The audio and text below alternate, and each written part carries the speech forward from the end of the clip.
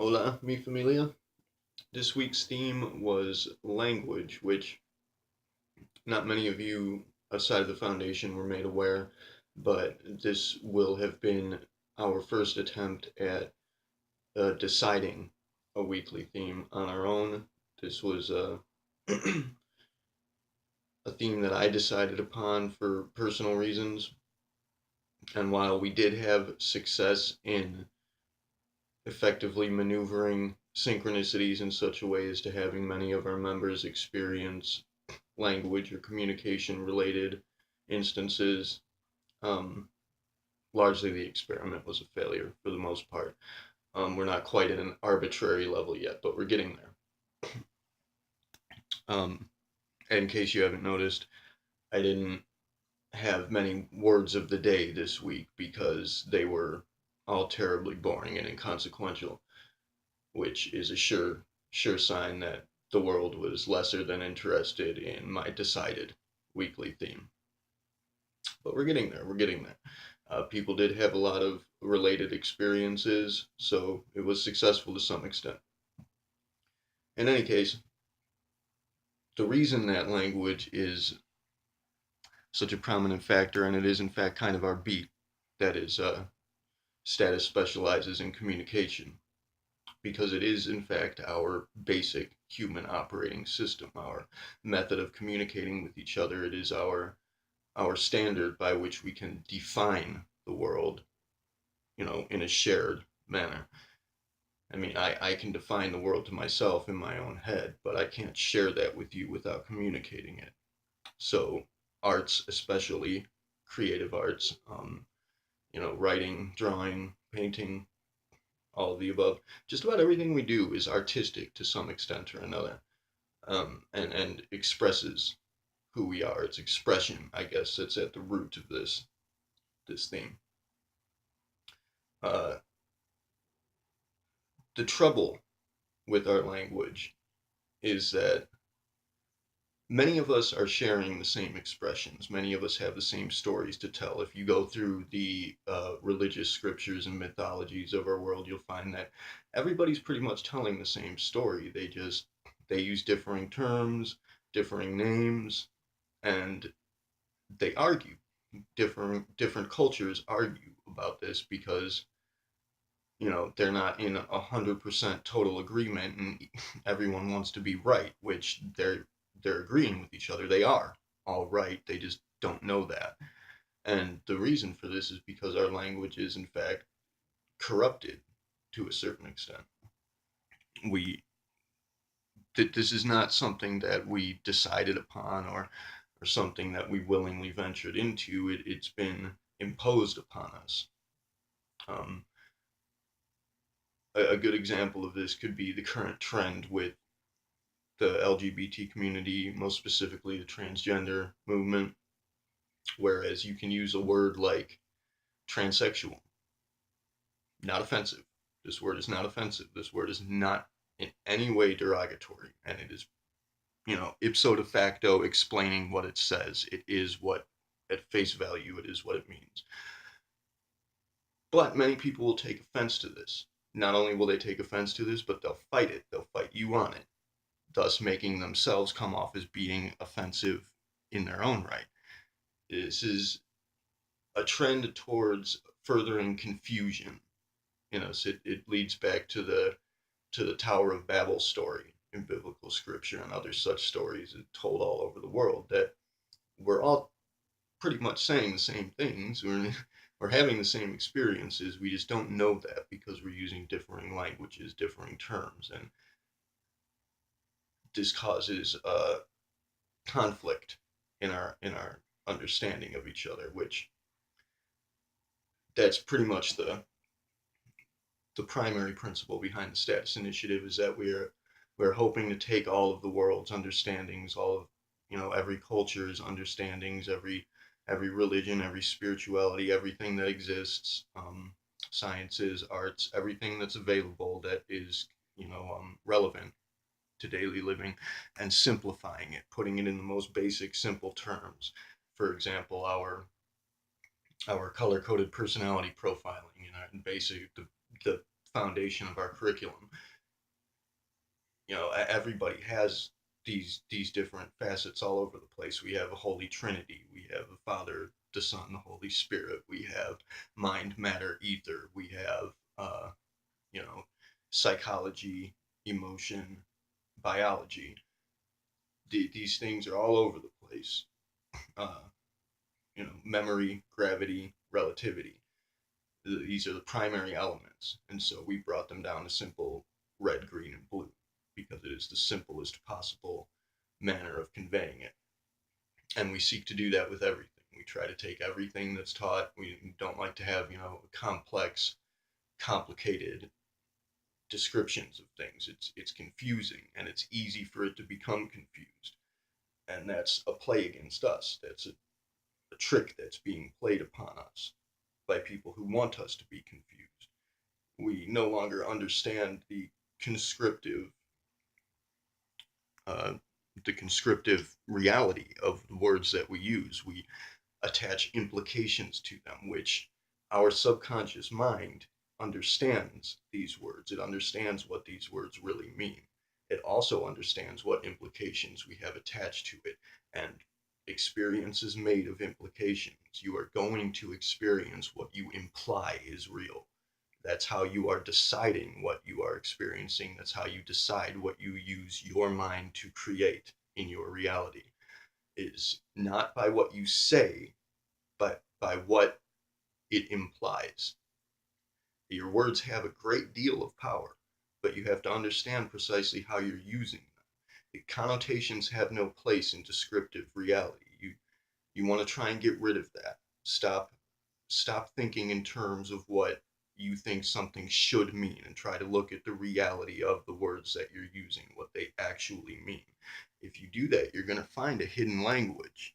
Mind you, not hidden, it's right out in the open, you just never looked at it. There are so many little hints and tips and kind of inside jokes in our language that you'll become aware of if you actually look at the definitive meaning of the words that you use on a regular basis. Now, here, this, me, all, one. Just look at them. They're puzzle pieces. Play with them. Figure it out. I guess the basic underlying principle here is that we need to eliminate the senseless, useless configurations of implications and suggestions that we have, for all intents and purposes, imposed upon the language that we use. The language is what it is, it defines itself. And we are falling into this trend, which has happened many times before. All of this has happened before, all of this will happen again. It repeats itself again and again and again. And that's what we're trying to break, this cycle. Because in case you haven't noticed, we haven't had a whole hell of a lot of success in the past. We keep repeating self-destructive cycles, and it's going to get worse and worse and worse each time until we don't come out of it the next one. So we need to break these chains. We need to change these things. That's what status is here to do. We do not want to repeat the last mistake we made again. So my direction in this regard is to study up on your language, understand your language, try to see how other cultures, other peoples are presenting the same expressions in their language. Find the words that match up, find the terminologies that, are all related to each other, and you'll find that everybody's telling the same story. Everybody is in agreement already. We've just been led to believe that we are not, and this is detrimentally destructive to our global community. We all believe that we're at odds, but we are not. We really are not. It's all an illusion. It's a trick. And as I've said before, the answers are right in front of you. It's not being hidden from you. It's just that you are being misdirected. And you're following that misdirection because you crave distraction. We all crave distraction because the reality of our situation is something that we are not prepared to handle. Most of us, anyways. So we do crave distraction. We do thrive in illusion. We want to be dreaming. But we're going to have to do something about this before it's too late. We're coming down to the wire here. Things are starting to get out of hand, as is evidenced by the distress call on 9/11. That was, if ever the world had given out a call of urgency, that was it. And it doesn't matter what you think may have happened or who was behind it or what was related to that particular instance. The point of the matter is that the world was calling out for help.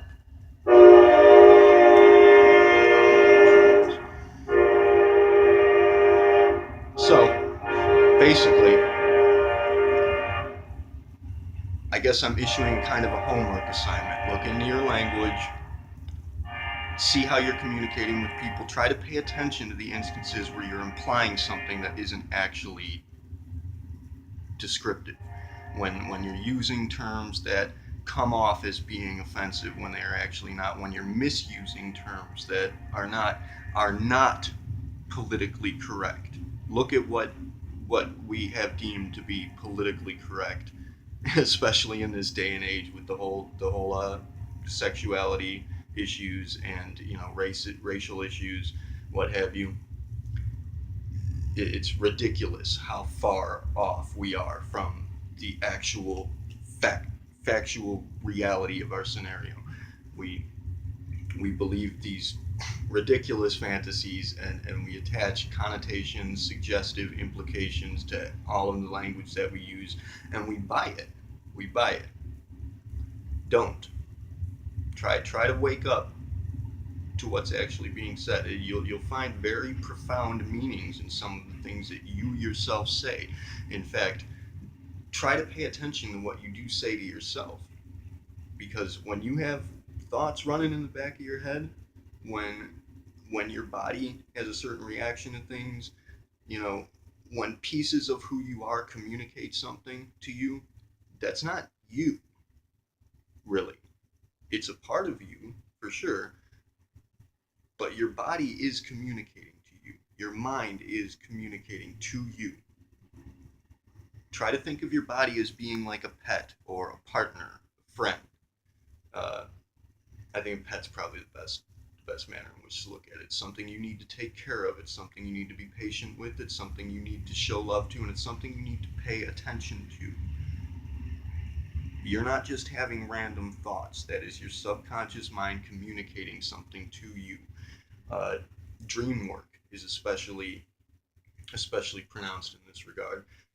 Your dreams are always speaking to you in suggestive implications. That's the arena wherein implicative or suggestive connotations are actually you know uh, it's promoted that you take a look into the implications of that sort of thing and pay attention to the implications that you put forth.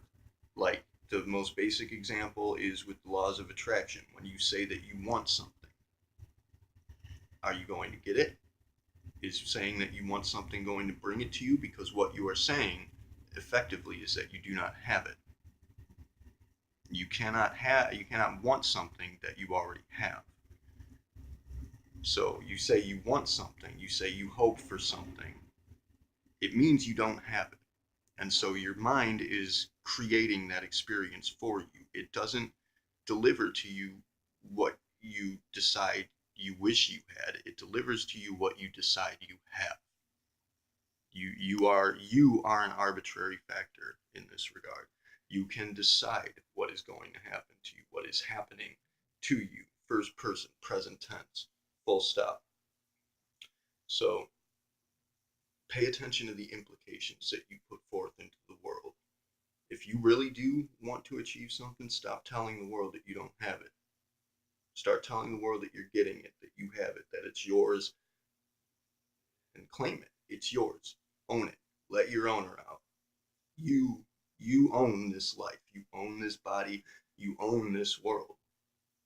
Let that owner out and speak with confidence. Be with confidence that you do in fact deserve whatever you go for. You're not aside from very particular sorts of people who are a little broken. if you are determining something to be after something, chances are it is in fact a point of your existence. It is a destined factor. It is your, if I want to make the initiative happen, that's what I'm supposed to do. It's my prerogative. I've decided upon it, and yes, I do deserve to have success in that arena. There's nothing wrong with it. So I guess that's the most I can say about it is pay attention to what you imply to the world, to others.